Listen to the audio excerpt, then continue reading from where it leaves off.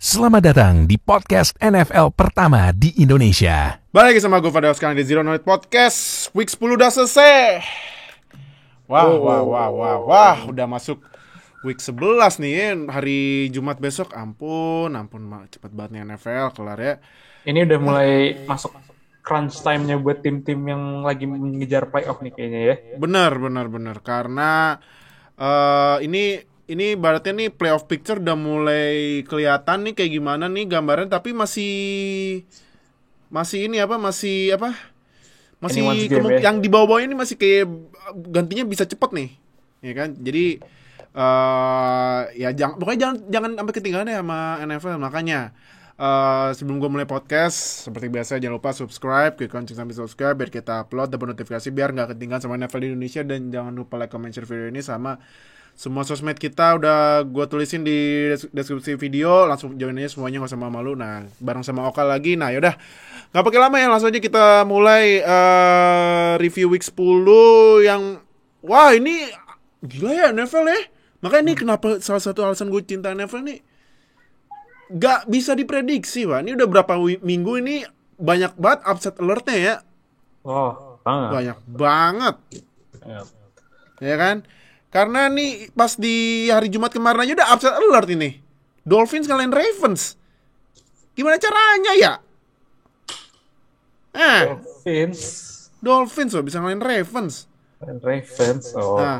Terus Colts ngalahin Jaguars, padahal itu Jaguars udah ngejar tapi Coltsnya bisa menang ya. Nyaris aja kalah tuh Colts.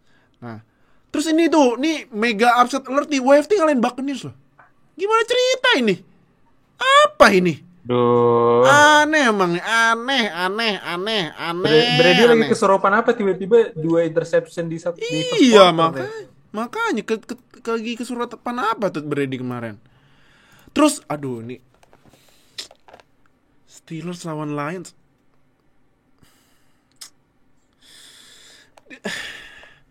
Gue mau bacain skornya males, tapi jadi kayak gini Steelers tankingnya. Lawan tim terjelek aja seri. Apa sih seri? Aduh. Nggak jelas emang nih tim ya. Makin selalu memberikan komedi buat kita ya. Iya, emang Steelers emang komedimu udah komedi, bikin jantungan terus. Kayak lu kalau mau sehat nonton Steelers aja tuh, jantung lu bakal sehat bener. Jantungan mulu udah pasti. Apa sih seri sama Lions 16-16? Udah gitu 16-16 nggak skorigami lagi. Ya, sangat sayangkan. Aduh. Terus next ini Titans. Wah, ini Titans emang lagi tim terbaik di NFL ya.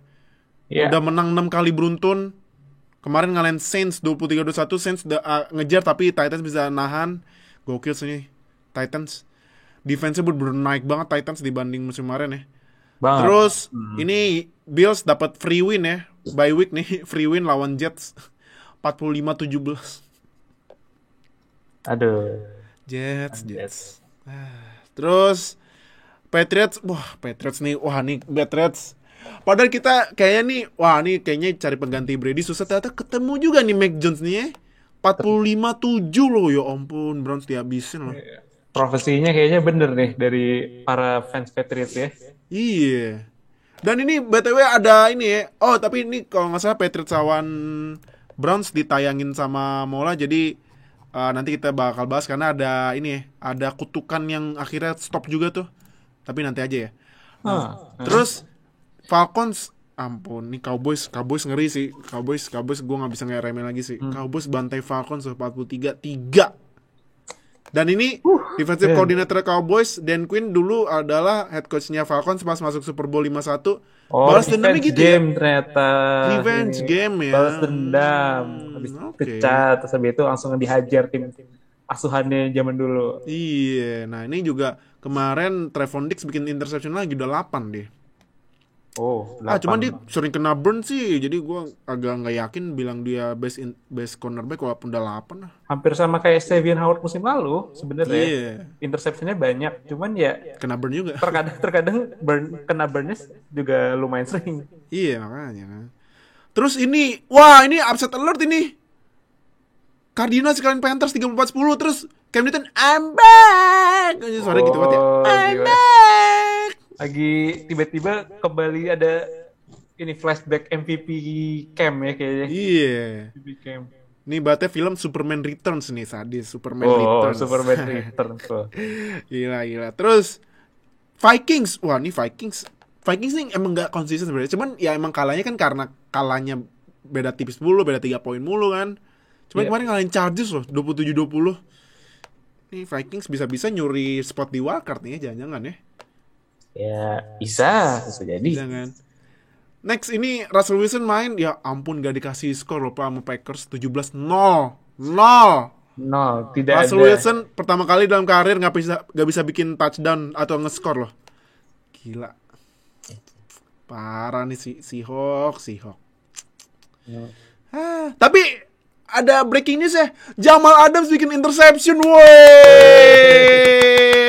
Jamal Adams keren banget akhirnya bikin interception ya. Dan akhirnya menyamai rekornya Vince Wilfork.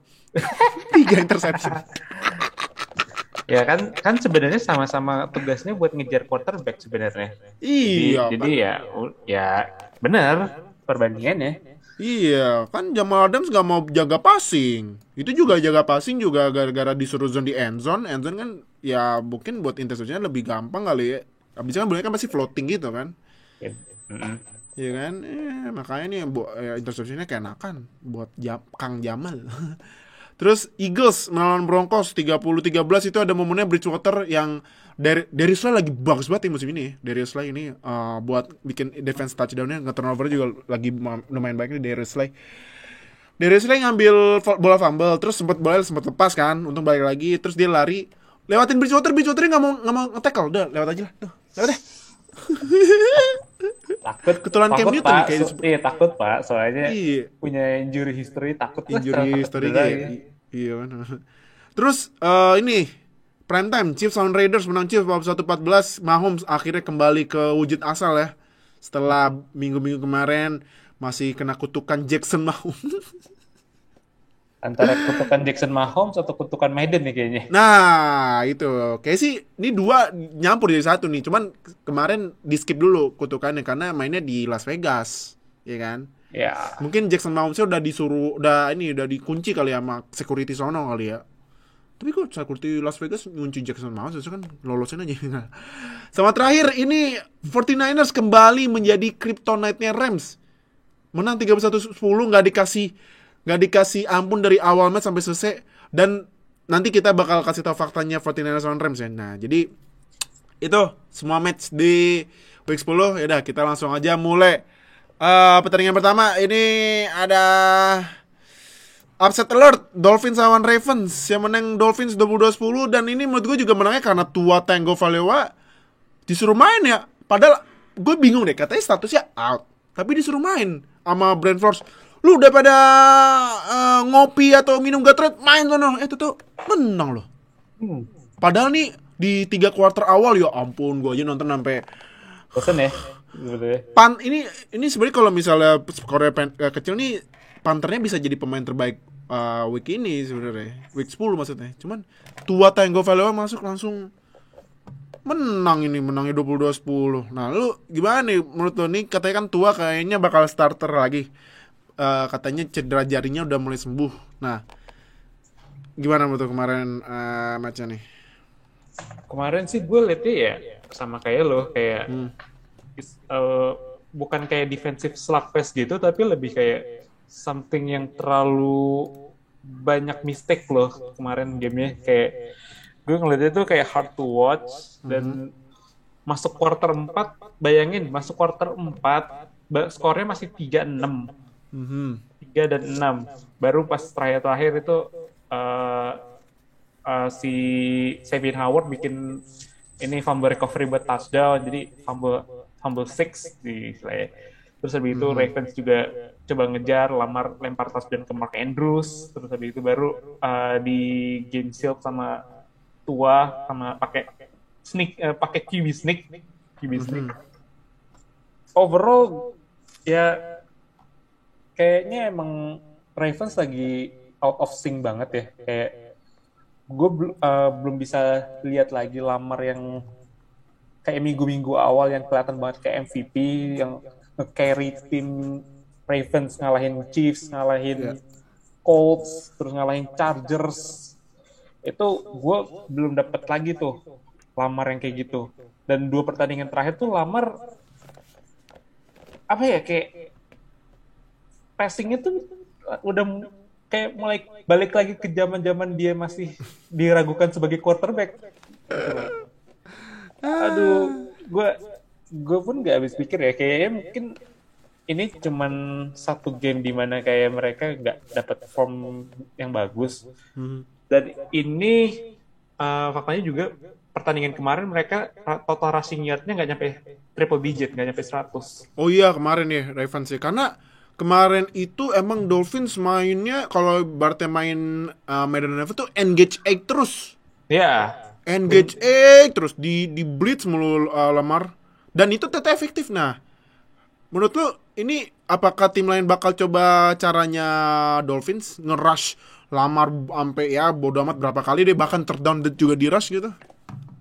Bisa jadi, karena ini juga salah satu cara untuk ngalahin Lamar adalah bikin dia susah untuk coba untuk mikir gitu. Karena dengan engage 8 terus ataupun dengan formasi-formasi blitz lainnya, ya katakanlah kayak tim-tim kayak Tampa Bay, kayak terus habis itu mungkin kayak Cleveland, Panthers juga suka nge-blitz. Panthers masih juga, blitz. dan itu tim-tim yang banyak nge-blitz bisa bikin quarterback tuh agak susah buat pikir, buat ngerit wide receiver yang open. Dan Lamar kan sebenarnya kalau untuk passing game dia masih tetap, kayaknya gue masih ngeliat dia masih harus rada didikte juga sama coach-nya ataupun head coach-nya. Jadi mungkin ini salah satu cara buat tim-tim di NFL buat ngalahin Lamar ya, dengan kasih dia pressure, bikin dia nggak settle di dalam pocket ataupun dia harus keluar pocket. Tapi gue akuin kemarin defense Dolphins on fire banget sih. Terutama gue kasih jempol buat Jalen Phillips dan juga ini sih Javon Holland, 2 rookie defensive player mereka yang kemarin tuh benar-benar ngeganggu Lamar banget, dan ya akhirnya Dolphins bisa menang lawan Ravens. Oke, nah kalau ini kalau menurut tuh dari defense-nya ini kan dia kemarin gue sempat baca ya, defense Dolphins itu sejak NFL Next Gen Stats dibikin tahun 2016 atau kapan gitu. Itu defensive back-nya 2 defensive back, kalau nggak salah si Javon Holland sama satu lagi gue lupa siapa. Mereka itu nge-blitz sampai 20-an kali. Itu kan banyak banget ya defensive back gitu ya. Yep. Nah, berarti kan kalau misalnya defensive back banyak itu kemungkinan Dolphins kemarin sering pakai formasi nickel atau dime ya. Ada beberapa kali mereka pakai, sebenarnya lebih banyak ke standar 3-4, cuman kayak safety mereka Javon Holland sama Brandon Jones itu sering main di dekat line of scrimmage, di dekat quarterback. Jadi itu kayak ngasih lihat Lamar mungkin akan ada blitz dari safety gitu loh. Jadi ngasih kesan-kesan kalau ini kayaknya bakal blitz lagi nih, bakal ada engage lagi nih. Benar. Nah, terus kita langsung ini ya, lanjut ke next match ya. Next match ini, nah ini lagi-lagi upset alert lagi. WFT lawan Buccaneers ini, WFT menang teman. Sayang sekali loh, nih WFT menangnya harganya mahal banget. Chase Young nggak main lagi musim ini. Iya, out for season ya. Torn ACL ya, aduh. Nah, ini tapi kalau gue tanya dari ini dulu deh, dari Buccaneers ini Brady apa ya? Hancur banget mainnya. Buat standar Brady sih hancur ya. 220 passingnya, 2 touchdown, 2 interception loh. Ya, selain 2 interception itu juga kemarin Washington benar-benar control the game banget. Mereka time of possession-nya ada sampai 39 menit dibandingkan 20 menit. Ya, 39 menit dibandingkan 20 menit untuk Tampa Bay. Buset. Jadi Washington mereka nggak terburu-buru untuk ngejar offense-nya harus running banget, karena emang udah ada udah nge-pick juga dari 2 kali di first quarter itu juga bikin Brady tuh harus adjust sama gamenya dia kayak karena Washington banyak banget makan waktu untuk drive-nya sampai 39 menit tadi, makanya Brady harus main lebih cepat dan itu ya bukan game style-nya dia. Brady lebih suka kayak dia harus control the game, dia main short pass, dia tapi di third down bisa untuk long pass juga, tapi dia lebih suka untuk control the game dan kemarin itu dia nggak bisa ngelakuin hal itu, nggak bisa ngontrol gamenya sesuai yang dia mau. Jadi Washington walaupun secara total rushing yard mereka nggak ini cuma 94, tapi mereka mau tetap trust juga sama running game mereka 34 kali run the football, terus 2 touchdown dari running backnya Antonio Gibson. Dan itu salah satu kuncinya mereka buat ngalahin Tampa Bay. Oke. Dari WFT nih Heineke ya 256 yard 1 touchdown ya. Cuman ya keseknya 5 kali juga lumayan banyak, tapi berarti ini ya yang bikin ininya lumayan apa yang bikin WFT menang ini karena turnover-nya 2 turnover ya. Kalau menurut apa mungkin faktor lain? 2 turnover dan Washington juga bisa control the game. Karena selain 39 menit dari mereka kontrol bola di offense, mereka juga third down conversion-nya juga bagus banget kemarin, 11 dari 19. Dan mereka juga jarang ada penalti juga, cuma 3 dibandingkan 6 untuk Tampa Bay. Jadi mereka main hampir bisa dibilang spotless. Hampir bisa, karena bisa nge-contain Brady, bisa ngantiin Fournette ataupun ngejagain receiver-receivernya. Itu salah satu mungkin game terbaik Washington musim ini sih, salah satu ya. Iya. Ini padahal kalau gue cek statsnya juga di defense-nya nih, Devin White 18 tackle 2 sack loh, buset dah. Ya. Banget. Tapi kalah ya.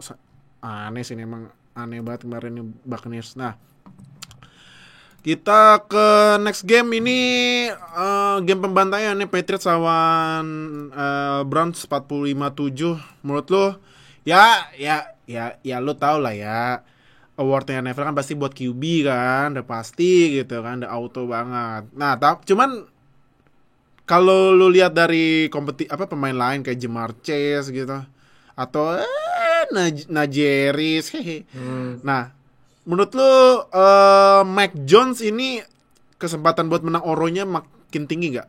Regardless ya, tanpa peduliin QB itu award NFL itu emang udah di-booking buat QB gitu. Kalau on pace untuk masing-masing kayak 3 nama yang lu sebutin tadi, gue rasa Mac belum really near race-nya antara Ja'Marr Chase sama Najee Harris ya. Kayak gue gimana ya, kayak gue emang liat Mac Jones tuh yang lebih kayak game manager ya. Dia kayak kita udah sering bilang juga tentang Mac Jones, dia nge-pass nggak akan terlalu sering, dia nggak akan terlalu banyak main di passing, dan Patriots bakal andalin running game-nya mereka. Tapi ketika Mac Jones harus nge-pass, dia jago. Buktinya 3 touchdown dengan 142 pass rating. Jadi menurut gue offense-nya Patriots ini kayak mereka tuh punya balance antara passing game sama running game. Dan ini running game-nya New England ini juga tanpa adanya Damien Harris, running back utamanya mereka yang out.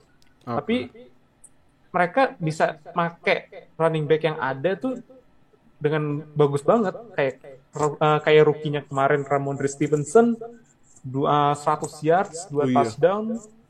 Lalu juga ada Brandon Bolden juga yang bisa jadi backup running back sama JJ Taylor. Bahkan mereka juga bisa make running game sama Kendrick Bourne, salah satu wide receiver-nya mereka yang bisa jadiin jet sweep game dan segala macam, dan itu dibalas juga dengan passing game yang nggak flashy tapi kayak efektif. Makanya Mac Jones kemarin juga 19 dari 23 kali lempar itu emang efektif banget dan nggak susah banget untuk dihentiin sih emang. Oke. Sama, oh ya, yang tadi gue bilang di awal ya, ini ada kutukan akhirnya stop ya. Jacoby Meyers akhirnya bikin touchdown. Congratulations buat Jacoby Selamat ya Myers. buat Jacoby yang dia rookie tahun 2019 atau 2019 ya nggak salah. Ya, dia sempat main sama Brady, undrafted free agents, Oh iya. dan sekarang udah tahun ketiga. Iya. Dan itu dia sebelum kemarin itu belum nggak pernah sama sekali bikin touchdown dan akhirnya bikin touchdown dan touchdown walaupun terakhir tapi ya touchdown is a touchdown. Ya, sampai loncat loh.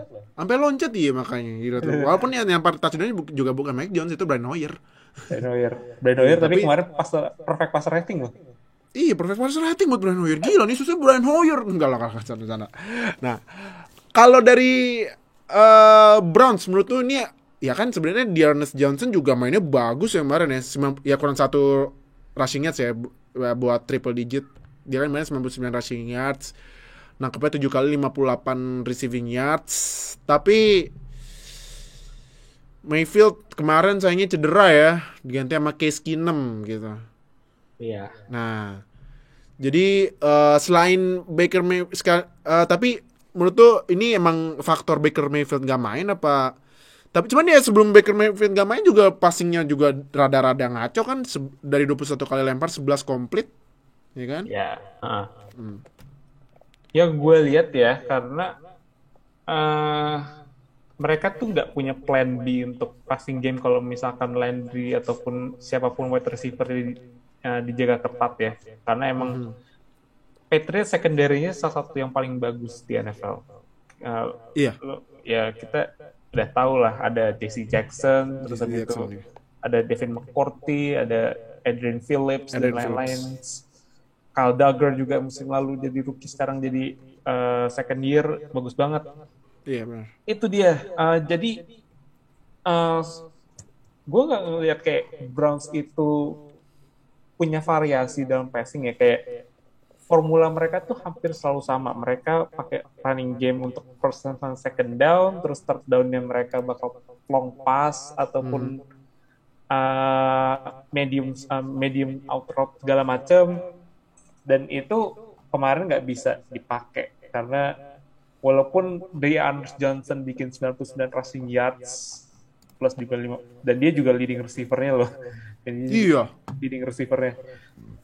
Wide receiver-nya Browns ini juga salah satu titik lemah ya. Walaupun kemarin baru aja ditinggal sama Odell Beckham Jr. Tapi emang walaupun mereka bisa bilang kalau mereka tuh tim yang run first offense, mereka ngandelin running back-nya, tapi lu harus tetap punya passing game yang kompeten lah.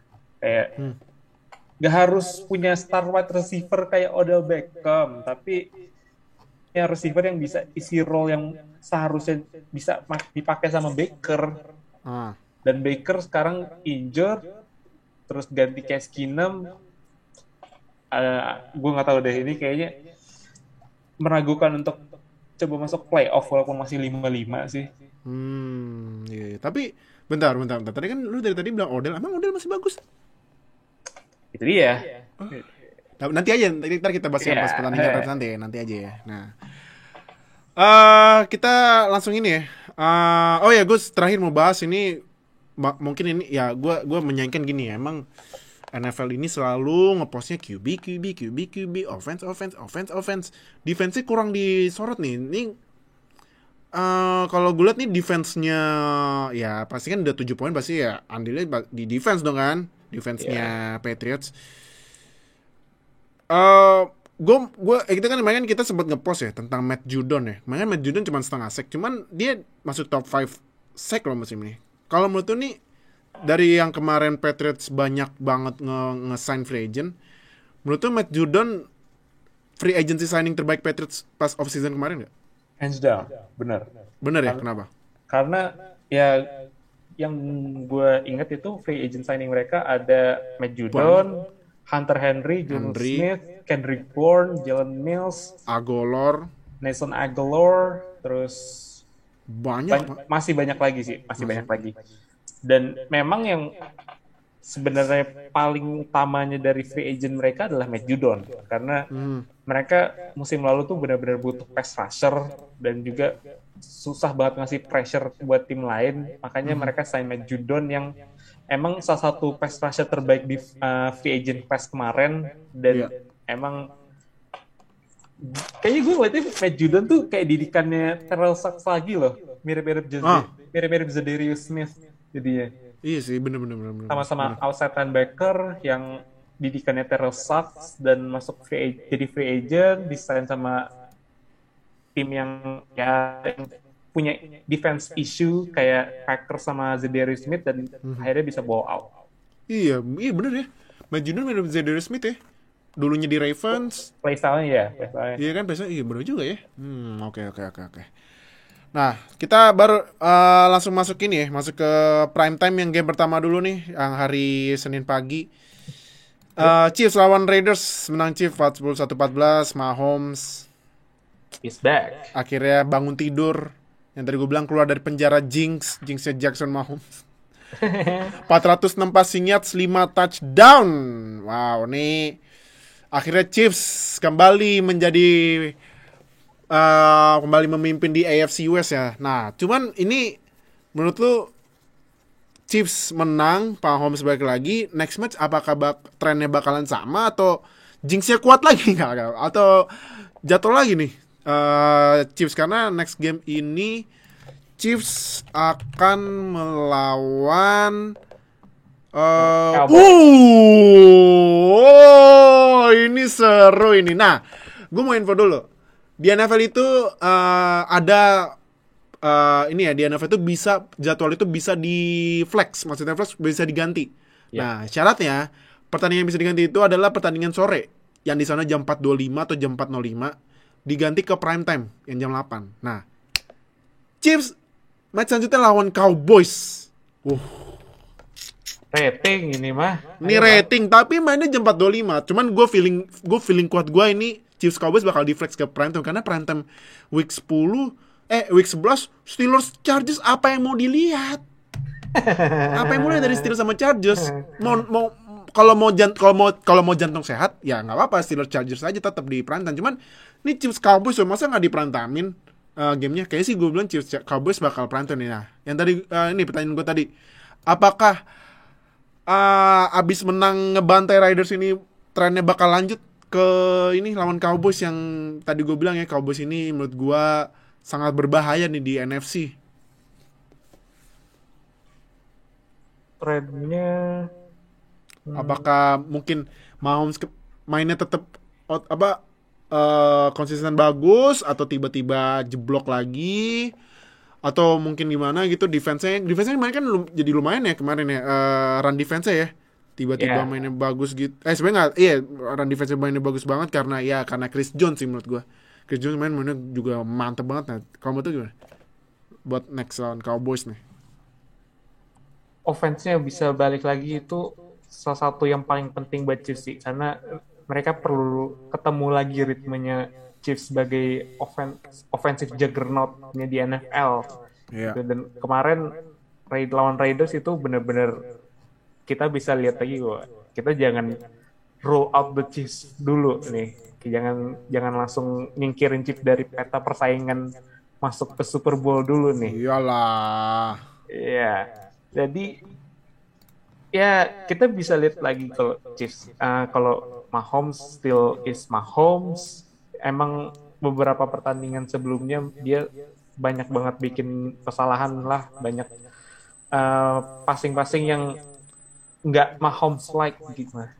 Kayak passingnya masih mirip-mirip, tapi kayak ada sesuatu yang off gitu loh dari Mahomes di pertandingan sebelumnya. Jadi dengan 5 touchdown kemarin ini ya jadi momentum boost juga buat Mahomes, buat Kansas City juga, buat tim buat pemain di offense-nya. Jadi lebih banyak untuk utilize running back juga sih harusnya. Kayak gue nggak tahu kapan Clyde Edwards-Helaire bakal balik ya. Cuman dengan Darrell Williams sekarang yang juga versatile hampir sama kayak Ceh, bisa ada weaponnya juga untuk running back-nya mereka. Oke. Nah, dari Raiders kan kita dari awal musim udah bilang ya, ini Raiders ya pertengahan musim bakal kena Raiders treatment. Nah, menurut lu nih Raiders treatment udah dimulai belum? Kita tunggu 1 week lagi. 1 week lagi ya. Karena kita bilangnya kan week 12 ya. Oh iya, week 12 ya. Week 12. Dan ingat, musim 2019 sama 2020 week 12 mereka rekor itu ada yang 6-4, ada yang Sekitaran segitu deh, sekitaran segitu. Sekitar 6-4 lah, 6-3, 6-4. Dan akhirnya setelah itu mereka langsung fall off the cliff completely. Dan dalam 2 musim terakhir walaupun udah dikasih hopes gitu, tapi ternyata nggak lewat 500, 79, 88. Biasaan. Nggak tahu ya, itu kan waktu masih ada John Gruden. Itu. Tapi kan Rich Bisaccia ya. Sekarang ada Rich Bisaccia. Gue jujur sampai sekarang belum tahu tipikalnya Rich Bisaccia itu kayak gimana ya. Kayak dia tuh tipe coach kayak apa. Dia itu kan long time assistant coach. Dia udah lama jadi assistant coach sebelum jadi head coach. Ya mirip head coach gue ya sebenarnya. Tapi dalam beberapa pertandingan terakhir itu masih still the same old Raiders, masih super inconsistent. Masih kadang mereka main kayak playoff contender, tapi tiba-tiba kalah sama Giants, dibantai Chiefs, kalah sama Bears. Ya susah sih buat gue untuk ngasih harapan ke Raiders Nation kalau performanya tuh kayak gini terus ya. Jadi ya gue nggak tahu nih apakah week 12 diperluin atau emang udah mulai dari sekarang course-nya ya. Iya. Apalagi ini ya yang tadi gue bilang fans Raiders nih, apalagi ya ini kan number one ini kita fans followers kita kan Chef Juna. Sabar ya Chef Juna ya. Nah, ini kalau misalnya lo nggak tahu nih maksud kita Raiders treatment, jadi gini, Raiders ini udah 2 musim kemarin, udah 3 musim itu kan sekarang ya. 3 musim terakhir itu gas, di awal musim gas. Pertengahan musim beda cerita, langsung jeblok. Gitu. Itu namanya Raiders treatment. Ya dijelasin gampangnya adalah mereka tuh selalu start yang strong terus kelihatan kayak ini tim bagus nih. Tapi tiba-tiba masuk bulan November, akhir Desember, udah jatuh. Iya benar. Nah jadi buat fans Raiders ya sabar aja ya.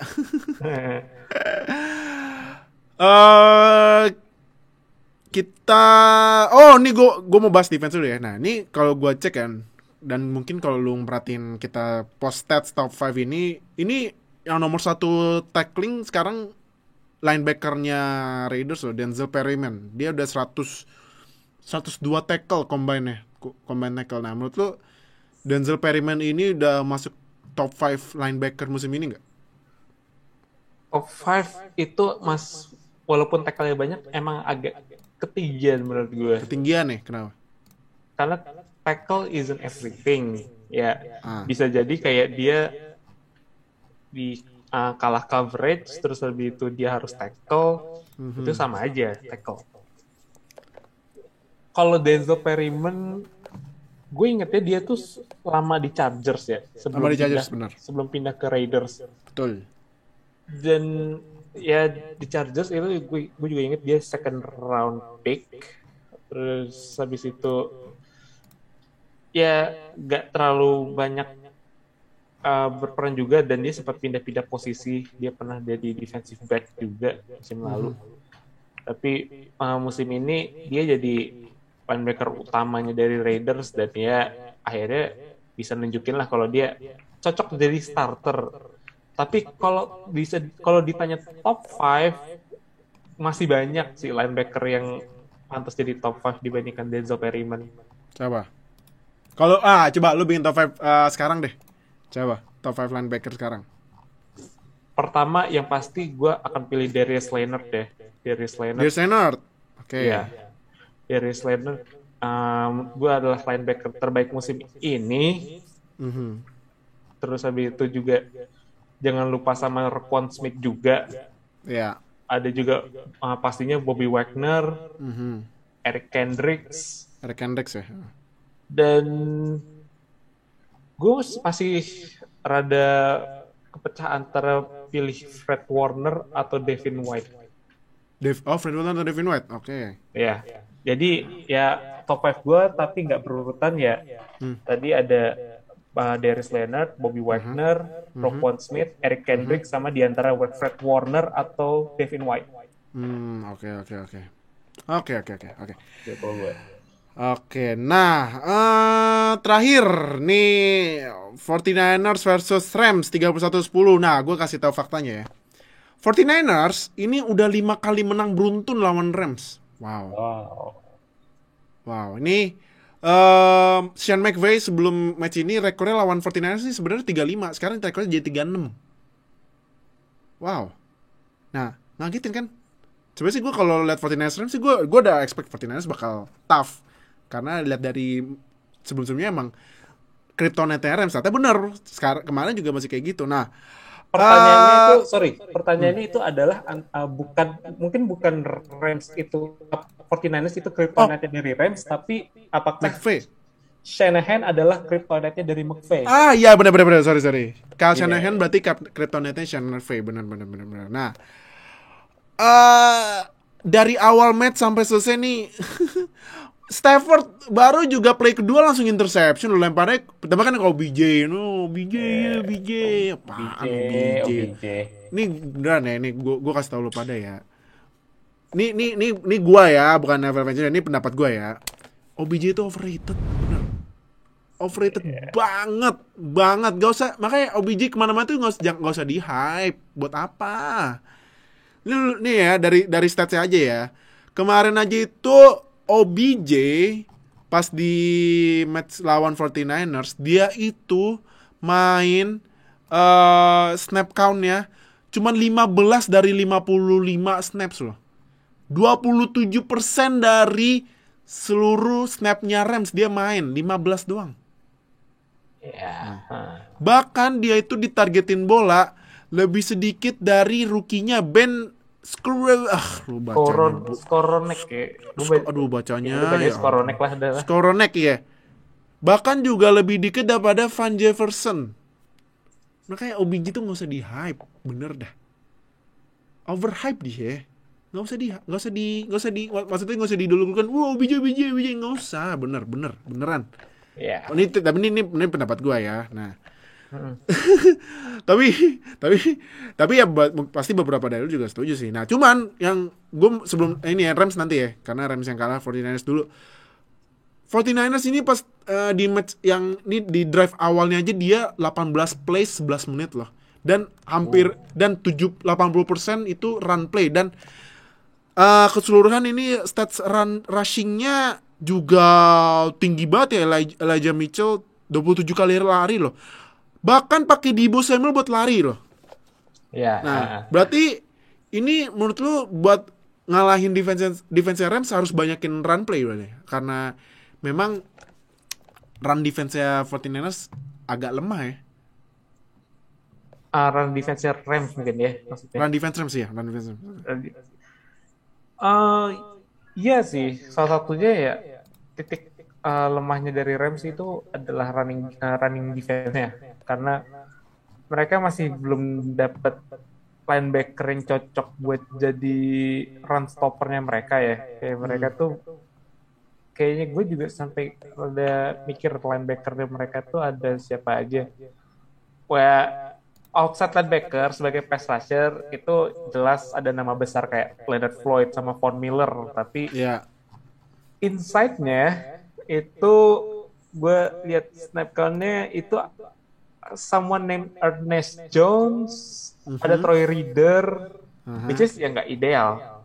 lo lawan 49ers yang run heavy dan salah satu tim dengan run offense yang menurut gue salah satu yang paling oke lah di NFL, ya top 5 top 10.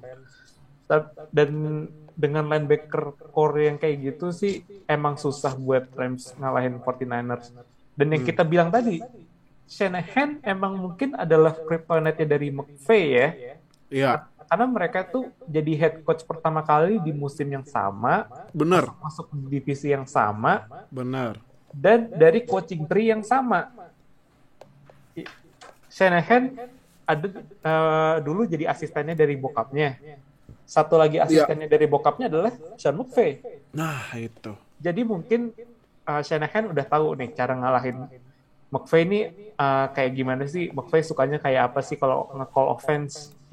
Mungkin ada kemungkinan dia bisa nebak-nebak apa sih yang bakal di-call sama McVay. Mungkin ini, kayak gitu. Oke. Rams. Nah, aduh, Rams. Apa Stafford ketularan demamnya Cousins yang main yang ngaco di prime time apa gimana ini? Aduh. Ini kemarin tuh 2 interceptionnya Matthew Stafford ke Jimmy Ward loh, dua-duanya, salah satunya pick six loh. Iya. Sebenarnya yang interception kedua itu nggak purely kesalahan Stafford ya, karena sih, itu dijuggle sama Higbee tight end-nya. Terus habis itu di pick baru dibawa ini ke end zone di pick six. First interception itu emang mungkin salah satunya adalah kesalahan Stafford ya, karena dia terlalu maksain untuk deep ball, mau coba untuk connect sama OBJ, tapi ya malah miscom, OBJ-nya lari kemana, passing-nya kemana, akhirnya di pick sama Jimmy Ward. Iya. Ya. Jadi ini mungkin bikin gue dari awal musim tuh rada skeptis sama Stafford ya, karena Stafford ini good enough quarterback, tapi ada kalanya dia tuh selalu maksain bola untuk di throw deep. Jadi seolah-olah tuh dia kayak masih teringat-ingat sama Megatron loh. Kayak lempar jauh aja deh, ada Megatron. Tak ada yang nangkep. Ada nangkep. Ya OBJ bukan Megatron soalnya. Nah, jadi, itu. Kayak gitu. Dan gue mungkin bakal sedikit nanggepin tadi tentang OBJ ya, karena yang lu bilang tadi benar, dia cuma main 15 snaps dan juga 27% dari total snap offense-nya mereka. Tapi itu untuk snap sih lebih kepada McVay dan juga Rams tuh pengen ngebiasain OBJ main di offense-nya Rams. Karena offense-nya Rams itu jarang banget punya wide receiver yang mainnya vertikal. Dan OBJ adalah wide receiver yang kuatnya adalah main vertical game, vertical pass. Dan untuk ngebiasain Odell untuk main kayak gitu tuh butuh waktu juga. Dan ngebiasain Stafford yang udah kebangun chemistry-nya sama Cooper Kupp, terus sama Robert Woods yang sayangnya kemarin out for season. Iya, sayang banget. Dan mungkin agak unpopular opinion, tapi menurut gue Robert Woods adalah kunci dari offense-nya dari Rams. Oh, oke. Ya walaupun Cooper Kupp emang lagi bagus banget musim ini, tapi salah satu kuncinya juga adalah Robert Woods, karena Robert Woods ini salah satu slot receiver yang paling bisa diandalin sama quarterback-nya dari Rams, mau itu Stafford, mau itu musim lalu ada Goff. Yang diandelin untuk slot jelas Robert Woods, dan juga untuk third down juga banyak banget ngandelin Robert Woods. Iya. Jadi kehilangan Robert Woods menurut gue itu salah satu kayak kehilangan besar banget buat Rams, karena itu salah satu offensive key kunci offense-nya mereka. Iya. Oke. Tapi lu setuju ya OBJ overrated ya? Sekarang yes, I believe so. No. Makanya gue cuman namanya karena gue bilang overrated karena masih banyak yang ngira OBJ tuh masih sama masih receiver yang sama kayak 2016 2015. Enggak, beda. Jelas bukan. Setelah injury-nya beberapa kali di Browns, di Giants juga sempat out for season, itu dia is not the same receiver yang kayak kita tahu di rookie season-nya dia atau 2015 2016. Itu jauh beda OBJ-nya sekarang. Iya, makanya jadi ya intinya gini loh, intinya gue cuma bilang buat penutup ya, karena di match terakhir, intinya kalau mau tahu pemain tuh beneran bagus apa enggak harus bener-bener ngedip gitu, deep, kayak harus carinya lebih dalam gitu, kayak highlights yang lain, stats juga sebenarnya sih stats juga ada menipu ya. Nah, dan lain-lain ya. Jadi intinya jangan lihat satu play yang viral, udah play viral tuh nggak menjamin pemain bagus, udah itu aja. Kalau kita nilai pemain bagus berdasarkan satu play, menurut gue Daniel Jones adalah greatest of all time. Nah itu bener, apalagi yang iya kan, karena yang musim kemarin dia lari kepleset, nah itu. Nah jadi itu review week 10. Nah berarti gua akan kasih tahu gambaran playoff setelah week 10 ya. Nah, kita mulai dari NFC dulu. NFC, seed nomor 1 Packers, seed nomor 2 Cardinals. Nah, ini kan rekornya sama, cuma kan kemarin Packers ngalahin Cardinals, berarti ya Packers yang dapat tiebreaker ya. Ya dong, tiebreakernya dong, otomatis. Seed ketiga Cowboys, gila Cowboys. Nggak ada meme lagi, nggak seru, males gua sama Cowboys. Nggak bikin bahagia warga NFL itu, tapi ya sebenarnya ada pelampiasan lain ya ke Jackson Mahomes. Nah, seed keempat Buccaneers, seed kelima Rams. Gila nih kalau misalnya Buccaneers Rams langsung ketemu, berat sih nih. Marquee matchup pasti, marquee matchup banget nih. Iya makanya kacau banget. Seed keenam Saints, seed ketujuh Panthers. Wah, kejutan lagi nih NFC ya.